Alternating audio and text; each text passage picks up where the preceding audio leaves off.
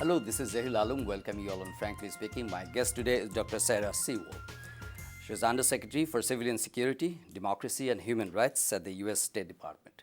Dr. Sewell was sworn in as Undersecretary on February 20, 2014, and over the previous decade, she taught at the Harvard Kennedy School of Government, where she served as Director of the Kerr Center for Human Rights Policy and directed the program on national security and human rights. She was one of the President Barack Obama's transition advisors for foreign affairs and oversaw National Security Program review. We welcome Dr. Sarah Sewell on Frankly Speaking. Thank you so much. It's great to be here. Deeply delighted to have you on my show on Frankly Speaking special today. Thank you so much. We know, Dr. Sewell, you're a long-term advocate for advancing civilian security and democracy, and you're representing the United States, and this is your first visit to Bangladesh as Undersecretary of State. So how does it feel visiting Bangladesh? Well, it's really exciting to be here. You know, there is such a long history of ties between the American people and the people of Bangladesh, and it's an honor to be here as part of that long-standing relationship between both our peoples and government. I think Bangladesh has been such a shining light in terms of the progress that it has made over past decades, and it has made so many contributions now on the international stage in facing some of the global challenges that we all face. And so I'm really excited here to be here to continue in that discussion and that partnership. We know whenever the U.S. officials, top officials visit Bangladesh, definitely the United States have some pressing demands, some objectives, some goals to achieve. And when you look at the countries like Bangladesh, where are the major, very briefly, where are the major concerns or the interests relating to Bangladesh? Well, I, of course, come here as a representative of the U.S. government, but my particular focus within the State Department is in working with partners worldwide to address both human rights challenges and national security challenges. And I've been particularly focused lately on how to strengthen partnerships with those who are facing the threat of violent extremism. And that's been a significant focus of my visit here in Bangladesh. Dr. Sarah Sewell, definitely no denying that the violent extremism poses a grave threat to different countries across the world, and definitely for the United States and Bangladesh as well, it presents a common challenge. So, if we look at the strategies of dealing with this menacing problem, where you will focus on? Well, we have very strong partnerships already with the government of Bangladesh on many of the more hard side efforts to combat terrorism, and we're very proud and grateful of that partnership. Whether it's in strengthening aviation security or strengthening policing capacity, these are areas in which we've worked very closely with the government here, because we all share an interest in confronting the scourge of terrorism. What I've been focused on more recently, and what I am looking forward to expanding cooperation with the government on now, are some of the softer side measures to prevent the spread of violent extremism. President Obama and Secretary Kerry have both pointed out that we can use military tools to kill or law enforcement tools to arrest the current terrorists that exist.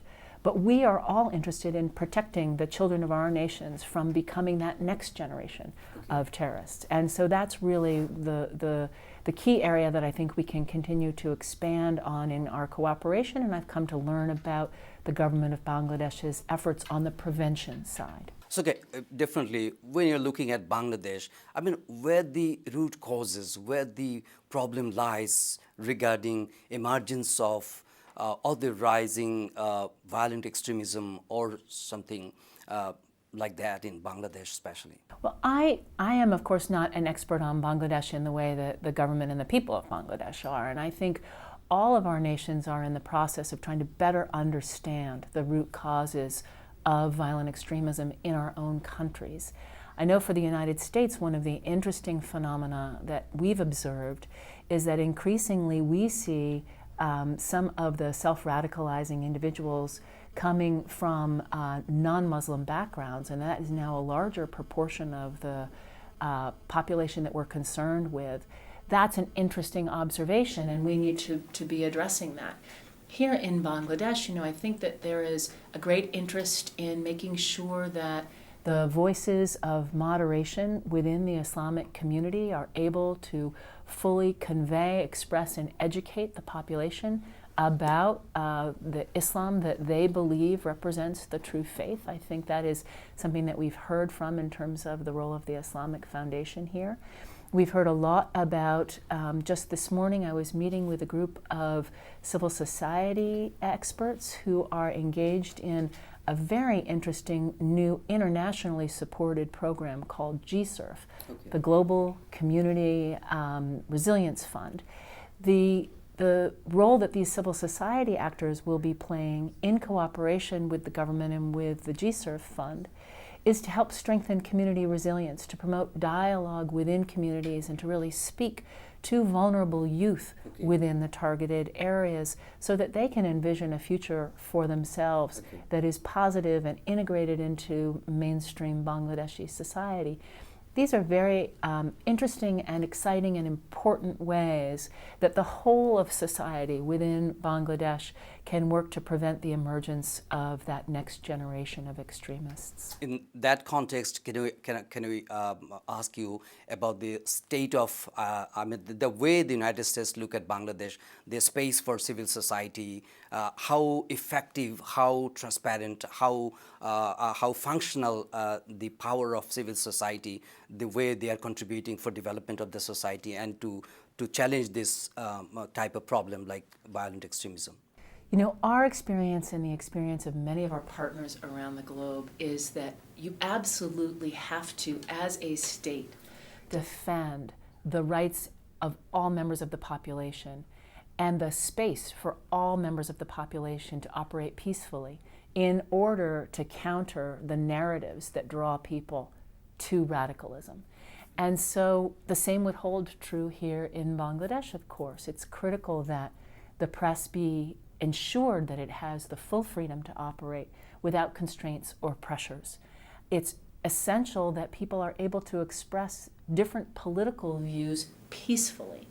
And I think that these are critical elements in enabling that whole of society approach that is very much in the Bangladeshi tradition of tolerance and discourse and engagement. I think making sure that historically important and defining aspect of Bangladeshi identity is protected through the rule of law, through the adequate prosecution of justice for those who violate the law. Those are really key elements, and those are of course part of the dialogue that we have with the government. The extent to which this is not just consistent with Bangladeshi values, tradition, and identity. This is consistent with international law, and this is ultimately the most effective way to fight terrorism in a sustainable way. But Sarah, when you find that in some countries the protection of rights like freedom of speech or the right of media or the space for the political parties are limiting somehow or other, how do you react? How do you respond to that challenge? Well, the United States, I must say, is very consistent about how it responds to that challenge. We're very open in our discussions, both with government officials and with civil society, about the key principles that we uphold, which we think also are critical for countering violent extremism. And those include what to many strikes people as an extreme version of freedom in the United States. We have a very permissive view towards speech, and we don't always like what our other citizens say, but we are tolerant and we express those differences peacefully. That freedom of the press and freedom of speech and freedom of assembly is something that is really central to our understanding of rights and security, and something that is a constant topic of discussion with all of our partners around the globe who are fighting this really horrible trend toward increasing radicalism in some cases, and understandably wish to exert control. And we're able to share with them some of the lessons that we've learned and seen from other partners, that ultimately that can be a very self-defeating proposition. Dr. Sarah will talk more about the ways how we are challenging or confronting the problems we are facing or we are in right now. Dear viewers, welcome back. You're watching Frankly Speaking Special. My guest today is Dr. Sarah Sewell, Undersecretary of State for Civilian Security, Democracy and Human Rights from U.S. State Department. Dr. Sarah Sewell, you were sharing some of your thoughts, the Dhaka University, before some students from the International Relations Department. And you were giving some common sense across the globe that governments around the world need to govern the country effectively, transparently, and inclusively, because to limit the grievances of allow violent extremists to impact new communities. But I mean, in that context, the Bangladesh government, if you have any observation that how transparently or how effectively or how inclusively things are moving on in a countries like Bangladesh. So there's always room for improvement in any government. I mean, this has been one of President Obama's signal observations that we in the United States have to keep improving our own realization of the political process and the rights that we have stood for over time. And we're a country in which, despite having elected an African American president, we still face huge challenges of racism within our own country. So I think all democracies in particular are always striving to do better. I think among the most important aspects that I've heard from civil society here in Bangladesh is ensuring that there is a vibrant press that feels able to investigate and raise questions and encourage debate, and ensuring that for civil society organizations and for those who have peaceful views, that there is room for dissent and disagreement. What we do know, and of course the impulse is understandable, what we do know is that attempts to exert control in the name of security often backfire. And so for any government, including our own, the embrace of that, the protection of that space and the role of government in ensuring that even when it doesn't like what people have to say, that they are able to say it, and that the government will defend their right to say it. Because the government's role is not to agree or disagree with content. The government's role is to defend the right of all to express themselves. And so this is really critically important.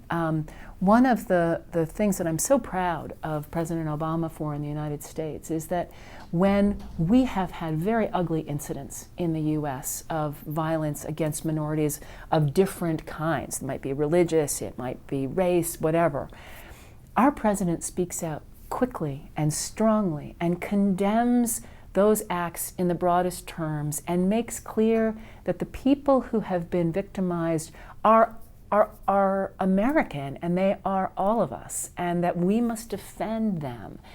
You know, that's one of the most important things that governments can do, is particularly defending people whose views the right of those who have views that may differ from their own to express those views. I think that's part of Bangladesh's tradition, and I think that one of the things that has made Bangladesh so successful in the face of really great odds, I mean, it's economic development, the role of women, I mean, it's successes in the health realm, it's such a role model in so many ways for what it means to succeed as a nation internationally.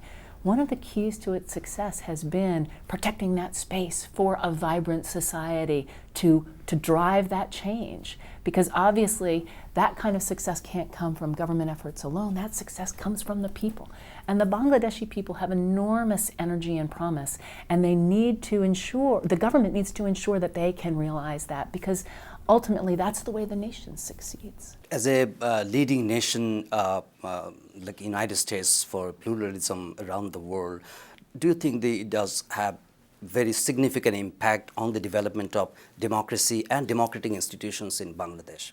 I think pluralism, we regard in the United States pluralism as a huge asset, because it means that one is drawing on all elements of the society. You know, this case is often made in the context of women and development. You know, President Obama often points out that if you're not harnessing half of your population in your economic growth, you're missing out on huge dividends, economically as well as socially.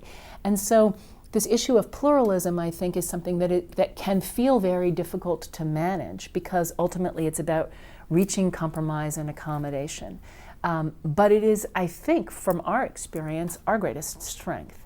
And so certainly in pluralistic societies around the globe, we are constantly urging both those who participate in that process as citizens, but also the governments in those countries, to see this as a fundamental strength. I think that's been Bangladesh's history.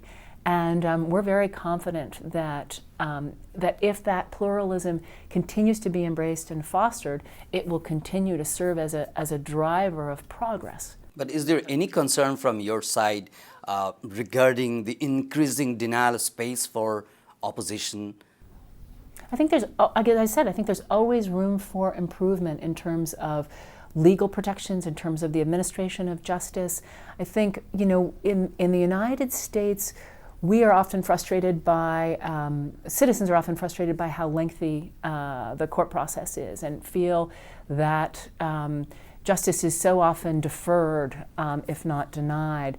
You know, those are certainly the kinds of concerns that I've heard here in Bangladesh as well. And one of the ways we're hoping to partner with the government is to expand our support for community policing, for specialized justice capabilities that we hope will enable the government to take even more swift action in the face of crimes, and to become a better evidence of the administration of justice, because I think citizens around the globe are hungry for it, and I think it's something that we have to balance, you know, due process and careful procedures and protection of rights with a firm determination and commitment to get to the bottom of rights abuses. And so I think there's always room for improvement, and we're looking forward to partnering with the government of Bangladesh to strengthen judicial capacity. Dear viewers, welcome back. You're watching Frankly Speaking. My guest today is Dr. Sarah Sewell. Dr. Sarah, global community is very active about countering violent extremism. There are a lot of strategies evolving and enforcing to address this menacing problem. And we heard that last February you held a summit about countering violent extremism at the White House. What was the central message from that summit? There are a lot of participation or representations from around the world. Yeah, it was a really exciting summit that President Obama hosted, and of course Bangladesh's foreign minister attended. We were sharing our lessons about our fight against terrorism over the last decade. And President Obama's core message at that summit was that we can't rely on military tools alone. We have to think about root causes, both the push factors that might make people vulnerable to extremist messages, but also about the pull factors, the extremist ideology that is so hateful and negative. And we have to start focusing on those elements of the challenge, because that's the long-term threat that we all face around the globe. The White House Summit was also really unique in that it engaged with civil society actors, and so that whether it was religious leaders or community leaders, youth, saying you're part of the solution too. This isn't just about governments. Okay.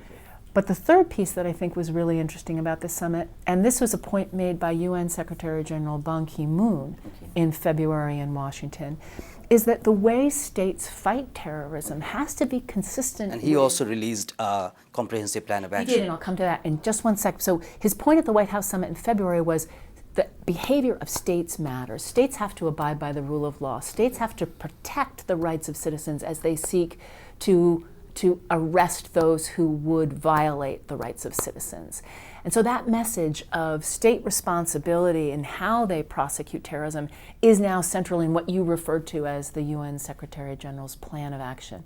So this has gone from being a White House summit to really being a United Nations universal approach to balance the need for military and law enforcement efforts, which are absolutely essential in the fight against terrorism, with a more far-sighted approach that seeks to understand how it is that people could be able to seduce our children into these these self-destructive, nihilistic messages of extremism and draw them to commit violence.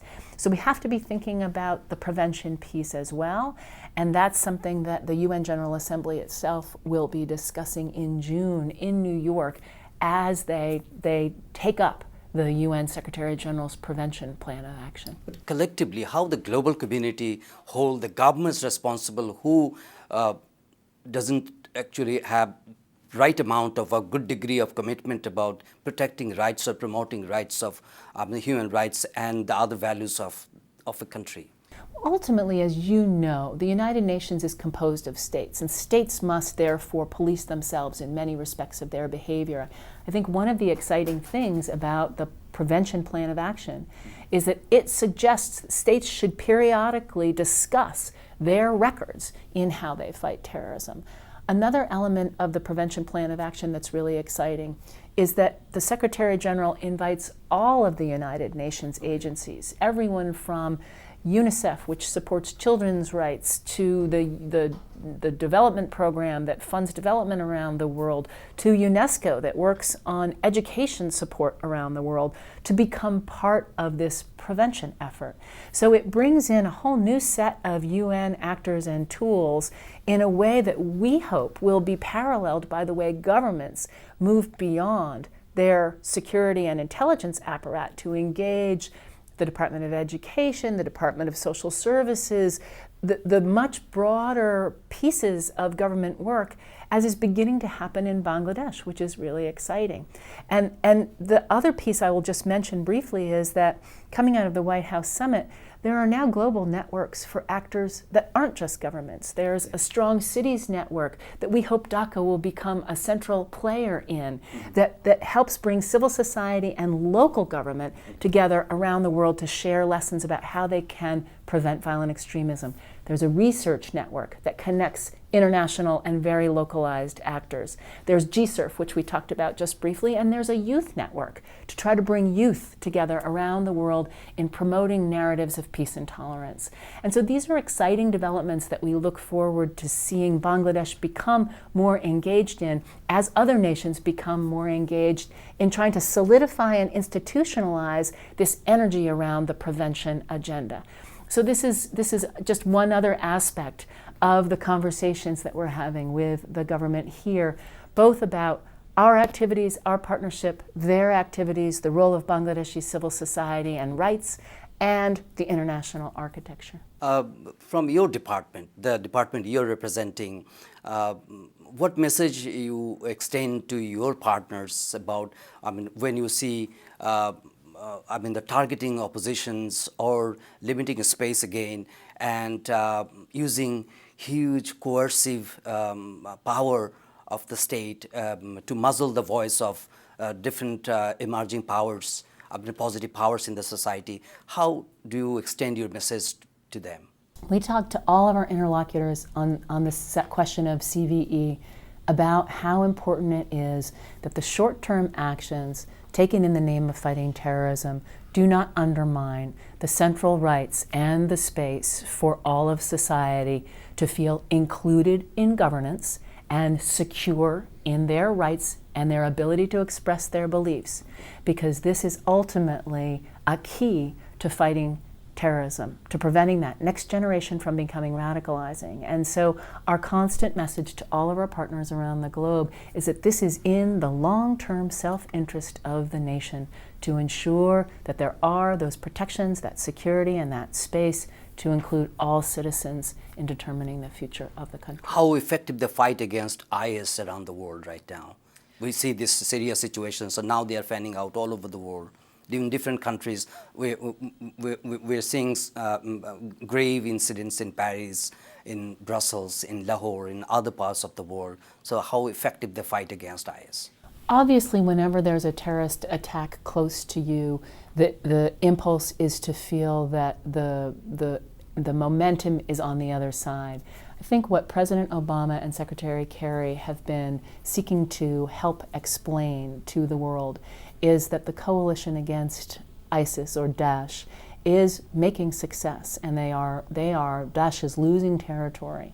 And that's a hopeful sign. That doesn't mean that we can let up on our efforts to continue to both attack Daesh affiliates around the world and work to dismantle those global networks, but it also means that we have to think about this prevention agenda.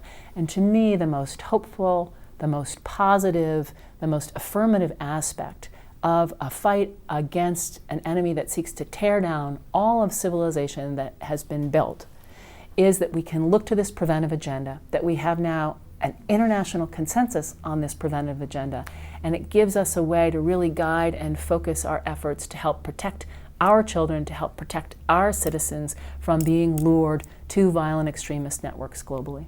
Bangladesh have been a very active contributor in international peace building efforts through contributing peacekeepers around the world. So how do you value Bangladesh's contributions in this? Bangladesh has contributed in so many ways internationally. I mean, the United States has been so impressed with Bangladesh's leadership, not just on the peace building, the national security side in terms of its role in UN peacekeeping, but also in terms of combating climate change with the Prime Minister's designation as, a hero in that regard. So there are many aspects in which Bangladesh has been a critical player on the global stage.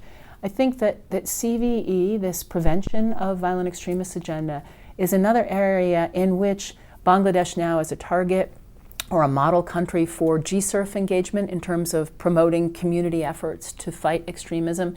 This is another area in which I think Bangladesh can play a leading role in showing other nations how to address these problems. And I am hopeful that the Bangladeshi people and the government of Bangladesh will take on this challenge. I know from the conversations that I've had with civil society members so far, the increasing radicalization is a deep concern. It's broadly felt, and everyone recognizes that the problem is extremely complex, and it requires both government actions and actions from other parts of society to address it.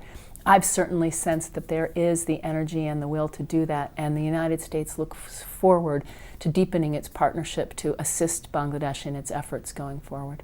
Dr. Sarah, finally, this visit you have made government, if not already meeting government officials, you have met civil society members and other stakeholders. So what sense you are getting back home, or you are carrying back home after visiting Bangladesh? Well, I think on the issue of violent extremism, I think there is concern, and I think there is also a widespread commitment to act. And so as Bangladesh has shown in so many other challenges, the resourcefulness of its people, the vitality here, the innovation and the commitment, I think, are limitless. And so I'm confident that as people focus on this problem, join the global community, share lessons, learn lessons, experiment and adapt, they can make significant progress in reducing the risk that the next generation will become radicalized. Thank you so much, Dr. Sarah Thank you for joining me. Thank you so much. Dear viewers, that's all my conversation with Dr. Sarah Sewell, Under Secretary of State for Civilian Security, Democracy and Human Rights from State Department. Thank you indeed for watching this program, and we invite you to watch our next episode. Until then, to take care. Goodbye.